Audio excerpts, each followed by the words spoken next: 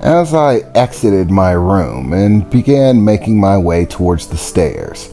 I was greeted with Emily walking out of her room, surprisingly dressed to impress.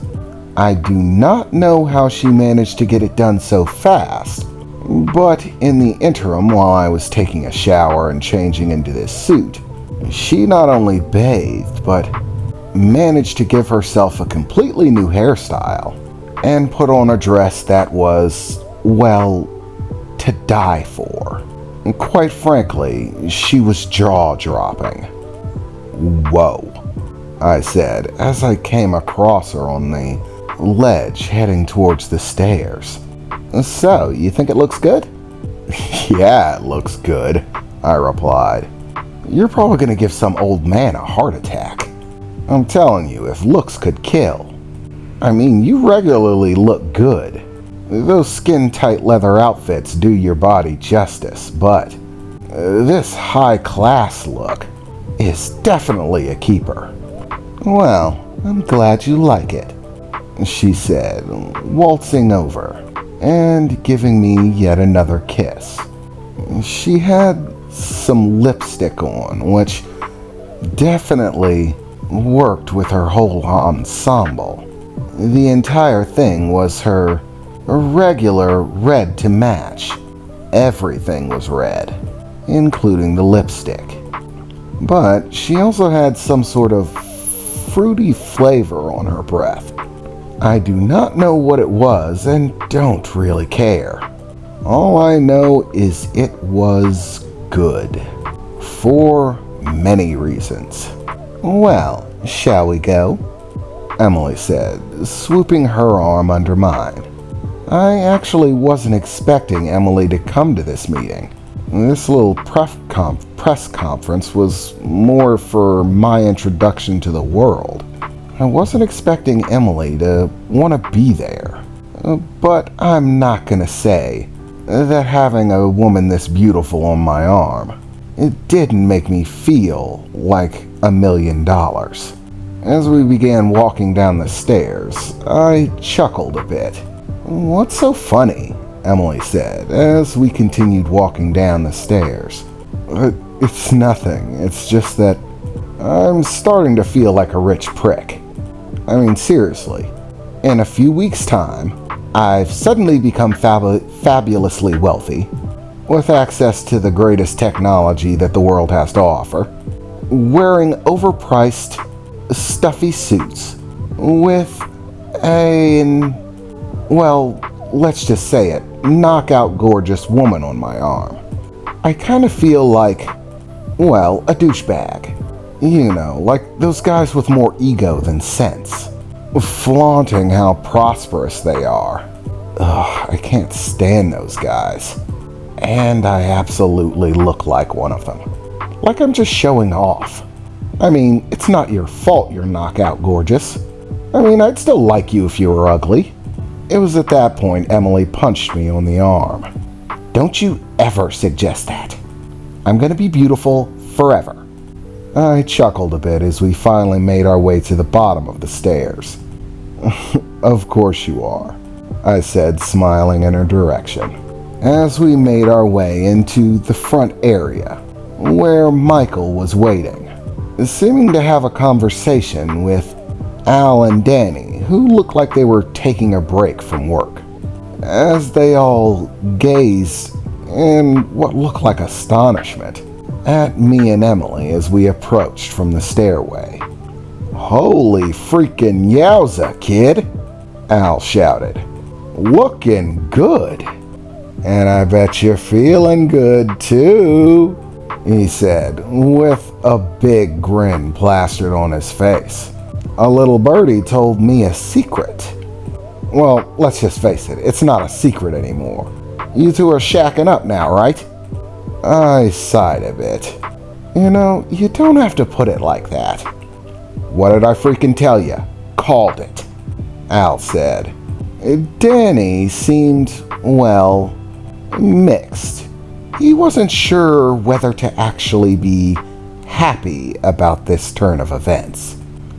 "Hey bro, well, you're looking great." That suit does you justice. You look good. And your, girlfriend? You two have made it official, right?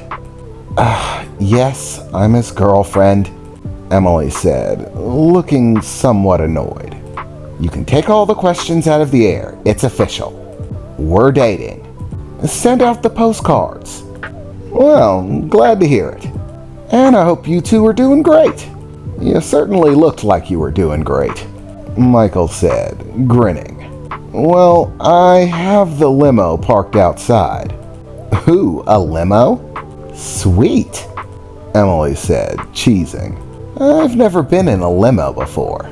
Oh, I heard they have wine and champagne. Do they have wine and champagne? She said, looking at Michael.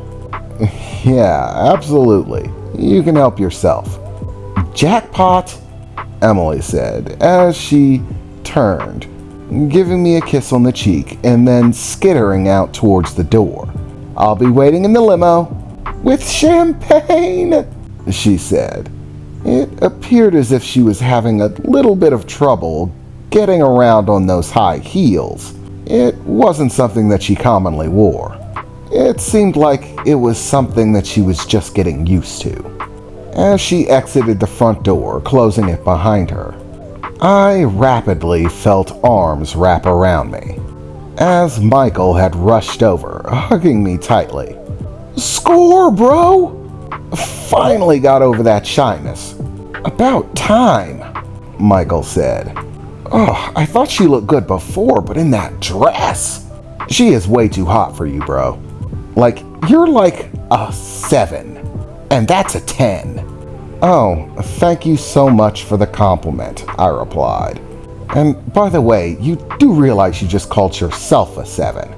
What? Michael replied. No way. I'm like an 8, 9. I could even be a 10 myself. Absolutely. That doesn't make any sense, I replied. We're identical twins, Michael. We look exactly the same. How could you be a 10 and I be a 7? Bro, Michael said, putting his arm over me, wrapping it around my shoulder. It's not about what you look like.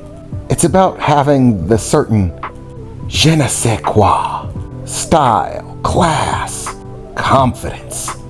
Put quite simply, I just pull it off better than you. Well, you certainly pull ego off better than me, I replied, giving a grimace in his direction, as he chuckled a bit. No sweat. I'd say in terms of girlfriends, you just took a major lead. I am really regretting that I did not ignore you and ask her out anyways. I really should have. What was I thinking? I mean, did you see that? Yes, Michael, I saw it, I said as I began making my way towards the door. And if you think she looks good in the dress, you should see her out of it, I said, not even casting him a glance as I waltzed by, tucking my hands in my pockets and just continuing to stroll. Okay, bro. That is what I'm talking about. That's the je ne sais quoi.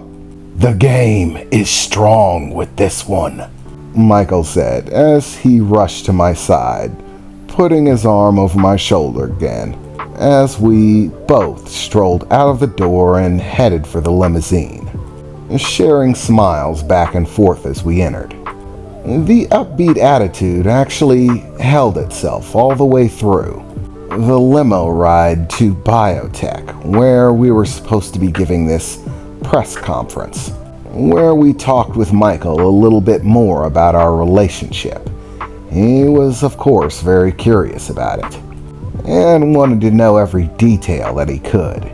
We, of course, shut him off on some of the more intimate details, telling him absolutely not. But finally, we made it to biotech, all of us stepping out of the limousine, Emily once again wrapping her arm around mine and standing close to me. Partially for appearance sake, I guess, but also partially because it still looked like she was having trouble on those heels. She's a tough girl. She was gritting and bearing it, but she still didn't look like she was comfortably herself, standing in them.